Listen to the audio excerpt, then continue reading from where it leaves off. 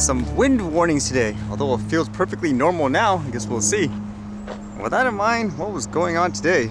I guess the first thing I read was kind of surprising, but not surprising. It's a follow-up story of that one, remember, where that lady claimed there was a drone spying on her, taking naked pictures of her, and then the news, I guess, station kind of just went with it. But I guess now they found out it's basically what we said. It's essentially an electric company's drones, per se, doing work. This one says, drone woman thought it was spying on them, determined to be from FPL. Now the unfortunate thing is, in these types of situations, it doesn't matter what the story is. When you're proven wrong, just admit it and learn from it, and potentially, I guess, help others, educate them where you made a misjudgment. So hopefully you can prevent it from happening again. But it seems like they're still insistent. That's my worry before, where when you're proven wrong, for example, are you open-minded enough or mature enough to admit it? But it seems like in this case, it's like, no, they still want to be outraged over it. This one says the mother and her daughter are still upset and want something done. Florida Power and Light put the drone in the air to do a routine inspection of power lines, but the ladies who live nearby say they don't care. They maintain that the operator of the drone focused inside their home and watched the woman change her clothes. They promise if they see the drone again, they're going to throw bricks at it. Now, I guess technically, since they didn't show the footage, you can't literally say, okay, I guess they weren't taping her, but odds are, again, it's meant more for work, just based on the angle of the drone and all that too.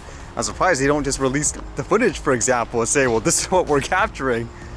And there's just so many little details about this story which makes you wonder too.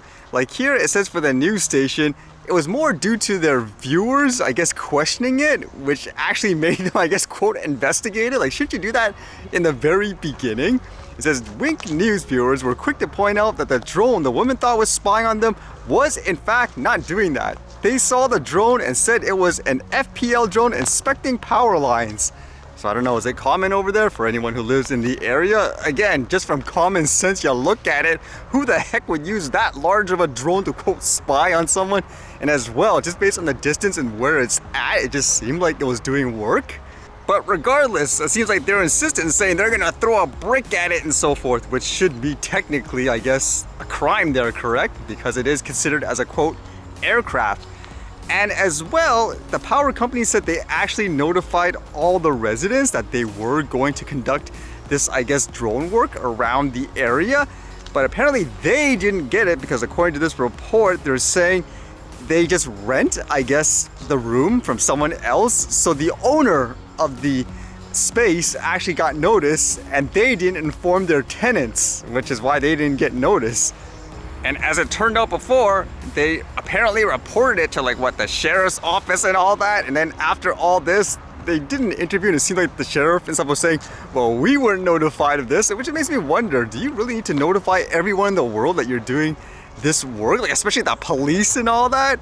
It seems kind of overboard, isn't it? It just shows you how over the top and how much hysteria there is over this stuff still, which relates to the story of yesterday, where those girls were claiming, for example, oh, drones in a beach, they're all specifically spying on you and so forth. It makes you wonder, what are the odds where it's just you, and for whatever reason you have this weird prejudice against a, quote, drone, just based on what you see on things like media and all that, like with the way this news report was done, in my opinion. So that's a little unfortunate because, again, it seems like people, they just don't learn in that sense. They don't want to, I guess, change.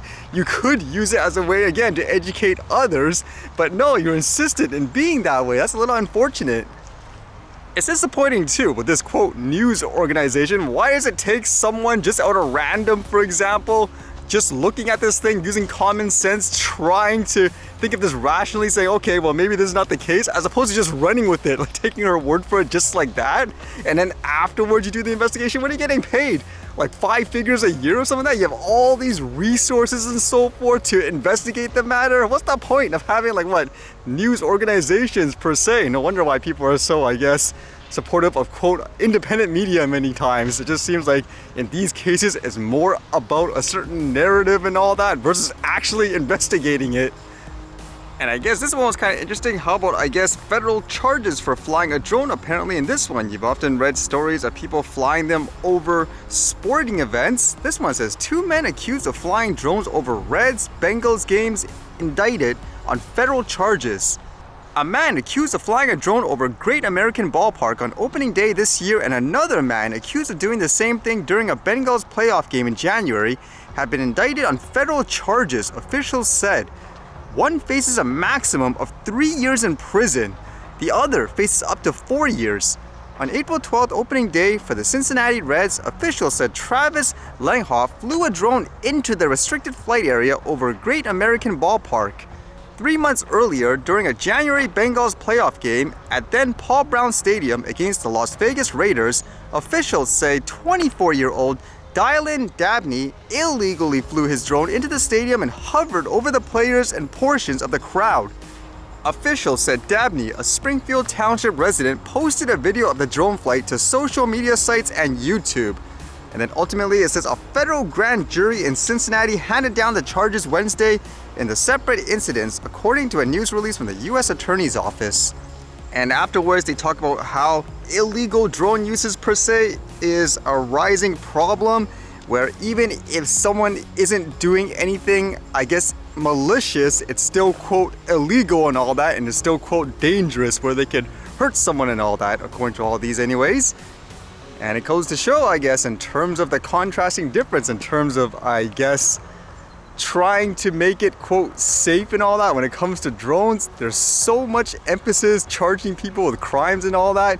When they're flying a drone like here, I guess if that's the way it is with the rules and so forth, then unfortunately they will get fined. But there's usually no focus in terms of, let's just say, the recreational guy getting harassed flying a drone, or in the other story, a commercial drone being operated, people threatening to take it down and all that. It doesn't seem like it's being taken as seriously in any way, so that's imbalanced when you think about it.